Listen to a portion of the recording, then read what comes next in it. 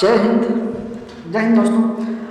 आज जो हम आपके सामने लेकर उपस्थित है आज की वीडियो में हम लोग देखेंगे कि क्या बिहार में मिल सकता है तेल का भंडार। ऐसा अभी रिपोर्ट आई है। रिपोर्ट में ऐसा बोला जा रहा है कि बिहार में लगभग तेल मिल सकता है, तेल का भंडार मिल सकता है। अगर ऐसा होता है बिहार में तो बिहार एक जो कि हम लोग समझते हैं कि बिहार गरीब है, पिछड़ा है, तो इसमें ये कहीं ना कहीं बहुत ही अच्छी भूमिका निभाने वाला है अगर तेल का भंडार मिलता है तो। अगर तेल का भंडार अगर मिलता है तो इसमें जो है कि रोजगार में वृद्धि होगी और जिससे कि इसकी आर्थिक जो कि इसका जो कि सरकारी खजाना है उसमें बढ़ोतरी हो सकता है।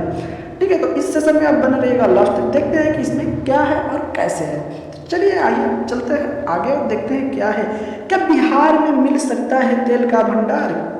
चलिए देखते हैं।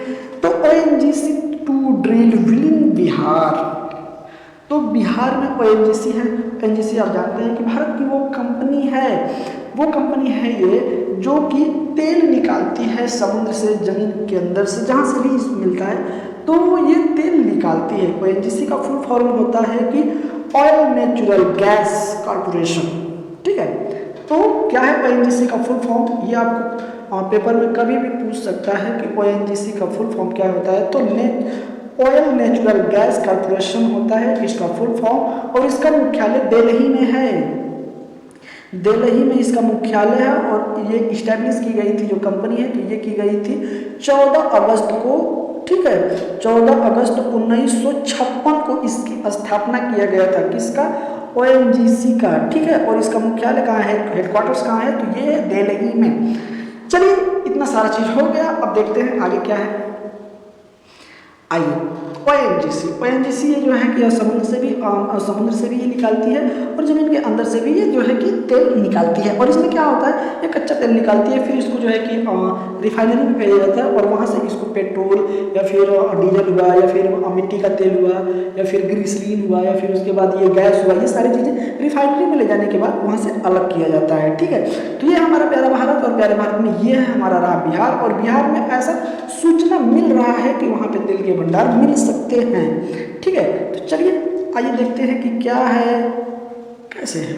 यह है आपका बिहार का पूरा मैप, और मैप के हिसाब से बिहार में टोटल 38 डिस्ट्रिक्ट हैं। ठीक है, और अगर संभागों की बात की जाए तो संभाग इसमें है, हमें लगता है कि 9। ठीक है, प्रखंड की अगर बात की जाए तो प्रखंड इसमें 9, तो 9 प्रखंड हैं और 38 जिले हैं। ठीक है, 38 इसमें जिले हैं। और ये अब देखते हैं कि और क्या है इस चीज में। तो चलिए आइए, अगर इसकी बात की जाए तो प्रखंड का जो है कि एक हो जाएगा आपका यहाँ पे पटना। ठीक है, दूसरा हो जाएगा, तो ऐसे ही आपको ये पूरा इसमें जिला है, और ये हम जिले में आपको नाम जो है इस जिले के एक बार रिवीजन करा देते हैं, जो कि बिहार में अगर शिक्षक भर्ती की बात की जाए या फिर जो भी पेपर होगा ये उसमें काफ़ी हेल्पफुल हो सकता है। तो चलिए एक तरफ से हम लोग स्टार्ट करते हैं और देखते हैं आज के पूरे जिलों को। ठीक है, तो चलिए यूपी से स्टार्ट करते हैं कि यूपी से कितने जिले ऐसे हैं जो यूपी से बॉर्डर साझा करते हैं। ठीक है, तो यूपी से सटे हुए कितने जिले हैं जो बिहार और यूपी का बॉर्डर साझा करते हैं। तो पहले नंबर पे आ जाएगा वेस्ट चंपारण, फिर आ जाएगा आपका गोपालगंज, फिर आ जाएगा सिवान, फिर आ जाएगा सारण, फिर आ जाएगा भोजपुर, फिर आ जाएगा आपका बक्सर, फिर आ जाएगा कैमूर, फिर आ जाएगा रोहतास।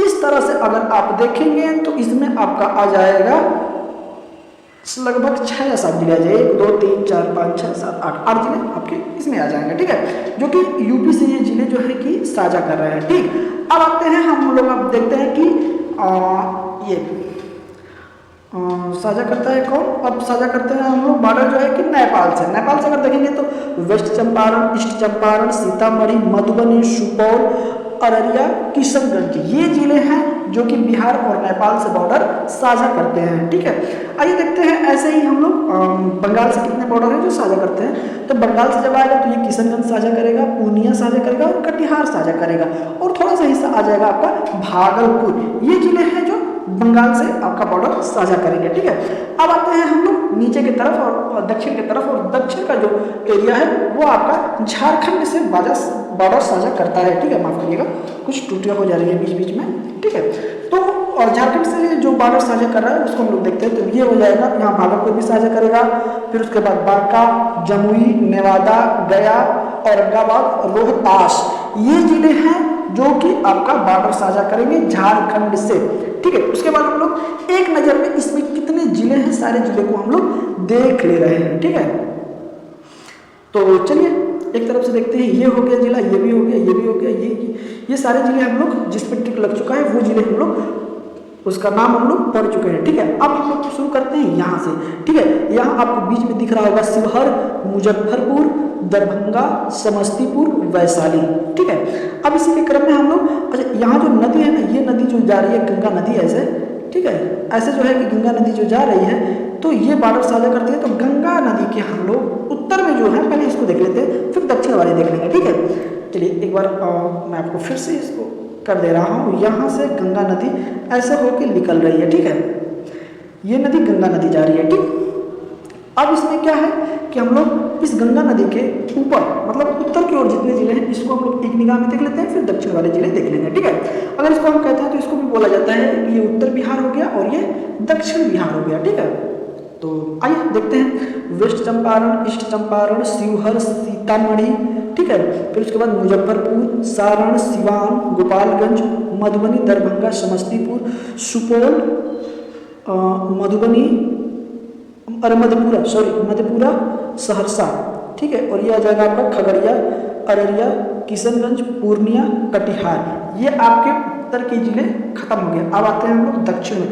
दक्षिण से शुरू करते हैं यहाँ से, तो भागलपुर, बांका, मुंगेर, बेगूसराय, लखीसराय, शेखपुरा, जमुई, नेवादा, नालंदा, नेवादा, गया, फिर उसके बाद ये आ जाएगा पटना, फिर पटना साहिब, फिर भोजपुर, बक्सर, ये आ जाएगा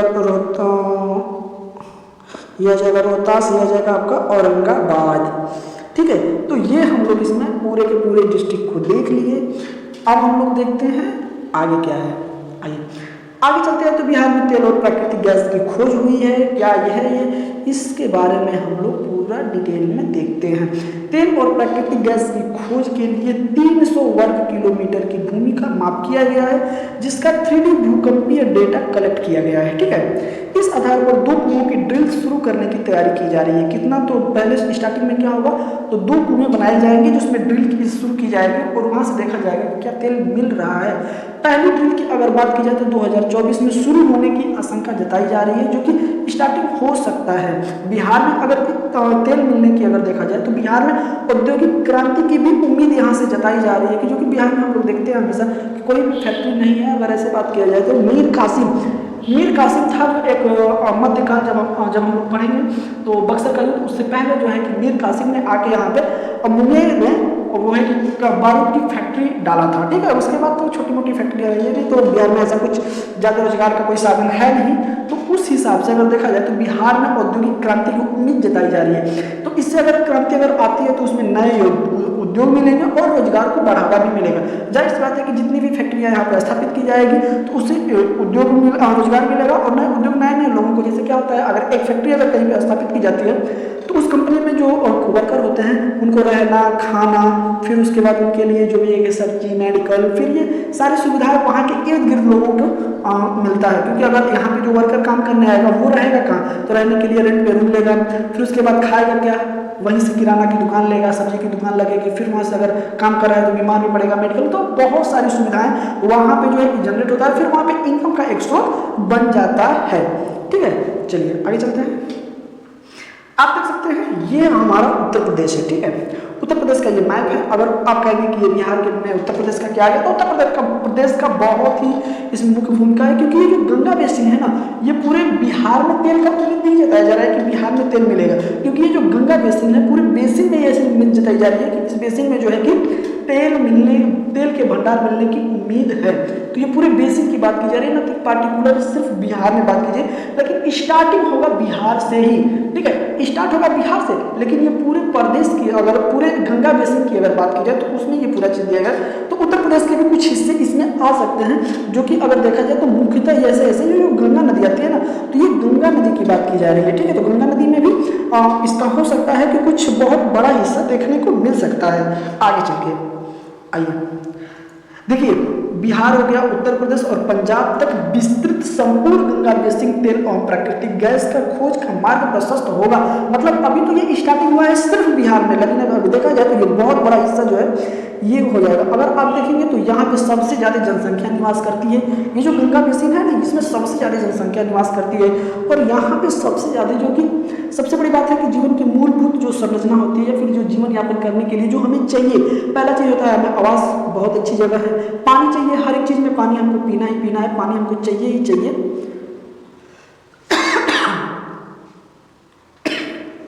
तो पानी हमें मिल जाता है बड़े अच्छे से। फिर उसके बाद जहाँ पानी रहेगा वहाँ पे फसलें अच्छी होंगी, वहाँ पे जानवर मिल जाएंगे। तो ये सारी चीज मतलब अगर देखा जाए तो ये इसका ऐसा जुड़ा है प्रकृति के साथ, इसीलिए यहाँ पे जो है कि जनसंख्या सबसे ज्यादा निवास करती है। ठीक है, तो गंगा बेसिन बहुत ही महत्वपूर्ण है भारत में और ये सबसे काफी ज्यादा एरिया कवर किया है। ठीक है, आइए तो गंगा बेसिन का महत्व, अगर महत्व की बात की जाए तो देखिए इसमें महत्व भी कुछ है। तो भौगोलिक कवरेज सबसे बड़ा है, 26% एरिया ये कवर करता है। जो पूरे भारत है ना, भारत का लगभग 26% एरिया ये कवर करता है। ठीक है, सबसे अधिक जनसंख्या वाला बेसिन है, सॉरी राज्य में बोल दिया। सबसे अधिक जनसंख्या वाला क्या है तो बेसिन है, इसमें 11 राज्य आते हैं। जो ये बेसिन है मूलतः इसमें 11 राज्य की भूमिका होती है, जिसको मिलाकर 11 राज्य में लगभग भारत की 43% जनसंख्या इसी बेसिन में निवास करती है, जो कि बहुत बड़ा हिस्सा होता है। लगभग अगर आप देखेंगे तो आप कह सकते हैं कि भारत की आधी जनसंख्या, ठीक है, यहाँ निवास करती है। लगभग 7% सिर्फ कम है। अगर 7% अगर जोड़ दिया जाए तो 50% जनसंख्या सिर्फ आपको यहीं मिल जाएगी। तो ये अपने आप में बहुत बड़ा हिस्सा होता है। ठीक है, भारत के लिए कुल अनुमानित उद्योग पानी का आप देख रहे हैं 38%, जो कि सबसे अधिक है। गंगा बेसिन क्षेत्र में उगाई जाने वाली प्रमुख फसलों की अगर बात की जाए तो पहले नंबर पे आ जाएगा धान, गन्ना, दाल, तिलहन, आलू, गेहूं। ये सारी फसलें हैं जो इस बेसिन में उगाई जाती हैं। न कि ये और बात है कि मतलब अब तो टेक्नोलॉजी इतनी आगे हो चुकी है कि बहुत सारी फसलें उगाई जा रही है, लेकिन ये जो सर्वेक्षण होता है ना, ये अभी के वक्त में नहीं हुआ है, ये काफ़ी पुराना चीज़ है। और जहाँ पे ये फसलें उगाई जा रही हो वो जगह कितनी समृद्ध हो सकती है आप अंदाजा भी नहीं लगा सकते हैं। इसीलिए इस बेसिन में सबसे ज़्यादा जनसंख्या निवास करती है। ठीक है, और अगर जीडीपी की अगर बात की जाए तो यहाँ से जीडीपी का लगभग 40%, ठीक है, 40% से अधिक क्षेत्र का योगदान जीडीपी में यहीं से जाता है। आप सोचिए जनसंख्या निवास कर रही है कितना, सबसे बड़ा क्षेत्र है 26% क्षेत्र गहरा है, 43% जनसंख्या निवास करती है, 38% पानी है। और जीडीपी में अगर देखा जाए तो जीडीपी की अगर बात की जाए तो लगभग 40% से अधिक योगदान है। अगर जल विद्युत क्षमता की अगर बात की जाए, जल विद्युत क्षमता की अगर लगभग तो 20,711 मेगावाट यहाँ से बिजली का विद्युत का उत्पादन किया जाता है, बिजली पैदा किया जाता है। ठीक है, जो आपके और हमारे घरों में लाइटें आ रही हैं, ये कहीं ना कहीं इसमें इसका बड़ा रोल होता है, क्योंकि 20,711 मेगावाट बहुत बड़ी क्षमता होती है। ठीक है, चलिए आइए आगे है कि भारत में प्रमुख तेल प्राकृतिक गैस। ठीक है, तो इसको आप लोग देख लीजिए, ये 2011 का मैप, 2018 का ये मैप है, एक बार इसको जरूर देखिएगा। और इसमें ये सारी आपको ये जो लाइनें हैं, ये लाइन जो कि कौन सी रंग की लाइन को क्या कहा गया है ये इसमें दिखाया गया है। ठीक है, आप इसको एक बार पढ़ लीजिएगा। चलिए आइए देखते हैं कि रिफाइनरी कहाँ इस समय है। ठीक है, जो कि पूरा भारत है, भारत में रिफाइनरी कहाँ स्थापित है इसको हम लोग देखते हैं। ठीक है, तो अगर देखेंगे जम्मू कश्मीर में तो एक भी रिफाइनरी नहीं है, हिमाचल प्रदेश एक भी नहीं है।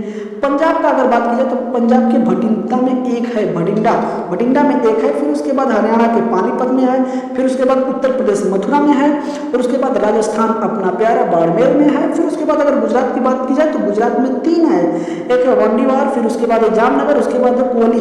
ये 3 जो है कि रिफाइनरी हैं यहाँ गुजरात में। ठीक है, एक है मध्य प्रदेश में वीना।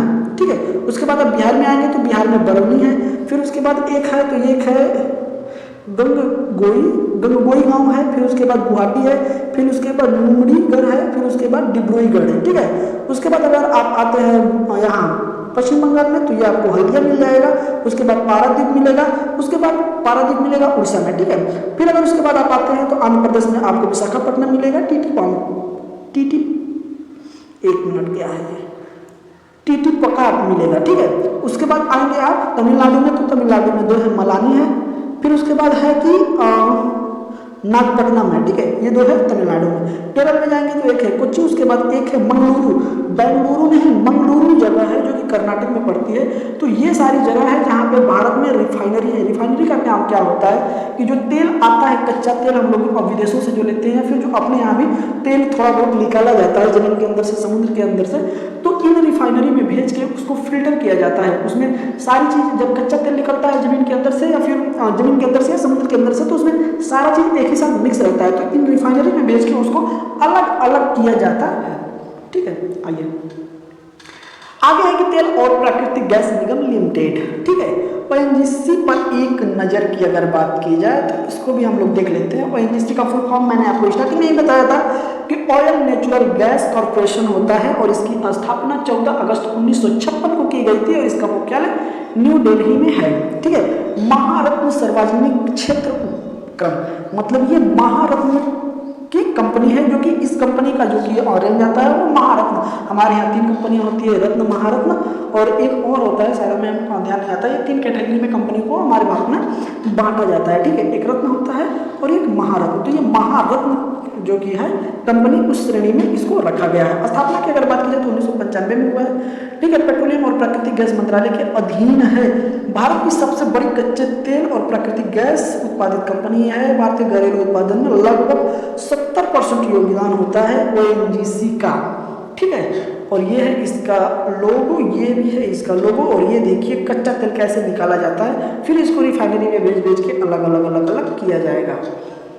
तो ये थोड़ा सा स्थापना दिवस जो है ये थोड़ा सा आप लोग देख लीजिएगा। ये हमें लगता है कि स्थापना की अगर बात की जाए तो ये इसकी स्थापना 1956 में की गई थी, ठीक है। ये हो सकता है मिस्टेक हो, एक बार आप लोग देख लीजिएगा। तो चलिए इसी के साथ आज का सेशन जो है कि खत्म होता है और आपके लिए एक प्रश्न है, संभावित प्रश्न है। अब इसका आंसर जो है कि हमें कमेंट करके जरूर बताइएगा। और इसी के साथ हमारा आज का क्वेश्चन है कि तेल और प्राकृतिक गैस निगम लिमिटेड कंपनी से संबंधित निम्नलिखित कथनों में से असत्य कथन का चयन कीजिए जो कि इसमें असत्य है। असत्य कथन का इसमें हमको चयन करना है, जो ऑप्शन इसमें गलत होगा वही हमारा इसका सही आंसर होगा। तो ऑप्शन नंबर ए कह रहा है कि यह भारत सरकार की एक महारत्न सार्वजनिक क्षेत्र उपक्रम है। इसकी स्थापना 1995 में भारत के पेट्रोलियम और प्राकृतिक गैस मंत्रालय के अधीन की गई थी। कंपनी की स्थापना अगर की बात की जाए तो ये 1956 में की गई थी, लेकिन अगर मंत्रालय की बात की जाए पेट्रोलियम मंत्रालय गैस तो ये 1995 में, ठीक है। और अगर ओएनजीसी भारत की सबसे बड़ी कच्चे तेल और प्राकृतिक गैस उत्पादित कंपनी उपयुक्त में से कोई भी नहीं है। तो इसका आप आंसर करके जरूर हमें बताइएगा, कमेंट में इसका आंसर करके बताइएगा। और आपको ये सेशन कैसा लगा अब जरूर हमें कमेंट करके बताइएगा। और इसी के साथ आज का सेशन यही समाप्त करते हैं। तब तक के लिए जय हिंद।